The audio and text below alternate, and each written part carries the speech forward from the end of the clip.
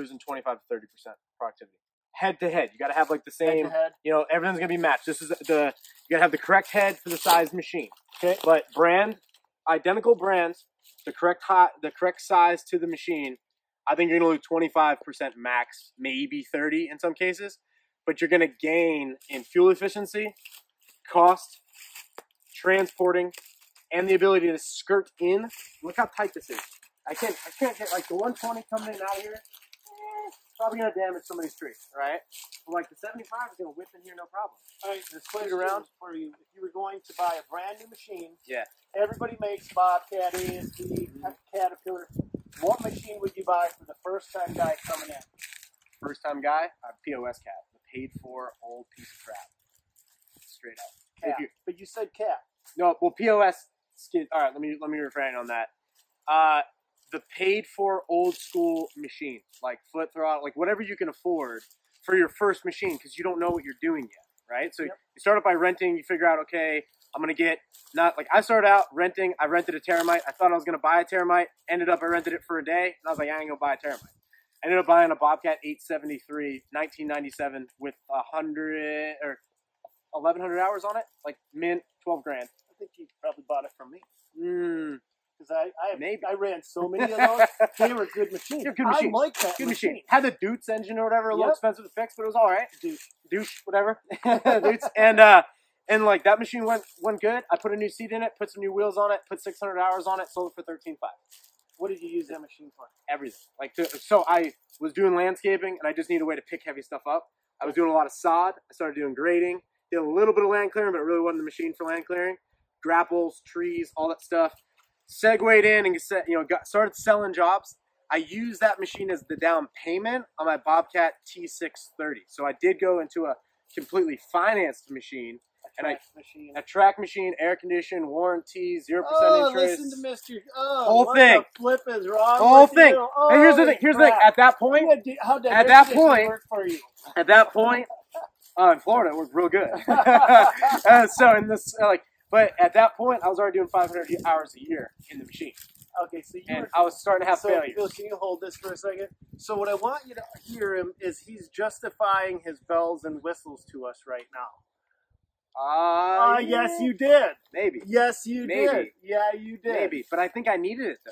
I really do think I needed it. Actually, I'm going to give you the air conditioning in a machine in Florida because it's going to actually improve your productivity. Yeah. But if you're going to put an operator in it, what you're going to find with air conditioning, no matter where you're at, is they're going to tend to stay in the machine. And then they're going to crack that window open. I can see that. And then the communication what do you need from me while not getting out of the machine? Instead of getting out of the machine and making whatever has to happen. Now they're not making it happen. They're waiting for somebody that's not in the machine to make it happen. It's a catch-22. Unless you're here and you know that the machine you're buying is going to be operation heavy. I mean, obviously in forestry you don't have a choice. You got to have cat, right? Yep. You can't die. Well, yeah. Goal is number one, don't die. So, but is that the goal? That's the goal to, I mean, I think that's like a life number one rule. Like, you drop from your mom, and the goal is don't die. You know what I mean? But I mean, for a guy starting in forestry, and I'll catch slack for this all the time, but the 100, they call them large frame CTLs. Yep. Right? 100 horsepower CTL. Right. So I want to define the difference. You're going to get large frame machines, mid-size frame machines. You're going to get mid-size frame machines with larger power plants, mid-size frame machines with smaller power plants, and vice versa. So I want to clarify this so guys can understand exactly what you're referring to, because that's important to understand. Yeah, so this is mid-size, right? 74 horse, right? Yep. Weighs 7.5, 8,000 pounds. Right. It's a great machine. The large frame weighs 12,000 pounds. Yep. Like, it's for a real truck. Like, I mean, you're pulling that thing around, you're tugging it with an F-250, you're like, man, I can feel it back there. Like, you can definitely know you're tugging a large frame, CTL. Yep. It's almost too big for like a 3/4 ton. You got to up your truck. So with us, like Sarah and I just did, like we evaluated what we're spending in insurance, what we're spending on trailers, what we're spending on tires, all that stuff. And I'm like, wait a second. If we just had like the 74 horsepower machine, smaller trailer, F-250 is fine, 350 maybe, but we don't need a 550, right? Well, that cuts our insurance costs like $300 a month. Like, it's stupid how crazy your insurance goes down. You don't have to carry like the over the road because we have that DOT number, so we have like crazy high insurance. You gotta have the DOT no matter what. It gets you under a lot of things that you don't necessarily have to have. So I think starting with that, and then in forestry mulching, the goal in forestry mulching is to get a dedicated machine. That's where the money is. You start out and you build clients with a CTL. You use a CTL as an assister or to final comb to get a good property look. Like, everyone needs a skid at some point. But the real goal in forestry mulching is to get yourself into a dedicated unit. There's no point in getting a large frame CTL and trying to get into a dedicated when you can hustle with the smaller unit, and in some cases even be able to put them both on a trailer and have them both transported to site. So one of the things you've got to understand also, what Travis is saying is, I want you to paint the picture. You're going to buy a dedicated unit, meaning that this is going to be the industry you're going to be in. If this is not going to be the industry, you need something flexible enough to go from one job site to the next job site to the next job site. And this takes you to sod or grading or driveway shell or, hey, I'm digging a small pond. Like, this gets you on that job without being overkill. The 120 we have is a $100,000 machine, right? This thing, I mean, you find them all over, but my T630 Bobcat I bought for 55 grand with all the bells and whistles, right? So it's like quite a big difference between the two. How much is that machine behind you worth? I don't know. Like, I'm gonna say, I don't really know. I'm gonna say it's probably 70 grand. It's not a cheap one because it's the HD model. It's the heavy duty model. It does have the extra coolers on the roof, which is important in forestry mulching to keep your hydros cold. You will blow fittings like you won't believe if you're not doing that. So a lot of times the extra coolers are a $5,000 aftermarket add-on. Sometimes it messes with warranty. This one comes with it. So you're paying for that. You're also paying for very fancy tracks.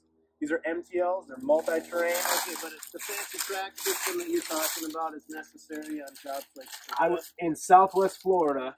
It's necessary. It's necessary anywhere you're doing forestry work, or you're going off-road and you're going to be in these MTLs are sweet. Like you see us behind. Go ahead and get in there and you can see the drive motors I'm about to rip out. That's the only issue with a lot of these machines. I got a log sitting right there. Look at that. So when I break, Stan, you know that service truck's not coming back here. So it's you, me, and a buddy for 2 days to fix that. Okay, so I want to show you guys exactly what he's talking about. And I see one of the weaknesses of this design too.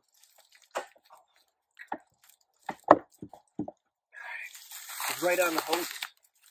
So you can see this right on the hoses as well. And it's tough to get in there. I really got to go back to the truck. It's kind of like I should go get a crowbar and address it, but I'm also like, I got 10 minutes left on the day. I'm playing this. Or you could back up. Good. I say it's that it's been in there. You can I think you could back that one out of there just by backing up. It might come out. But in forestry, especially with CTLs, they're not actually forestry machines. They're just forestry machines. It's on you to make sure your race car doesn't go down. So anything you can look at and be like, all right, this might get hurt later in the future. If you can build a guarding system, if you can we wrap up a lot of our stuff. We've got fire hose at the shop.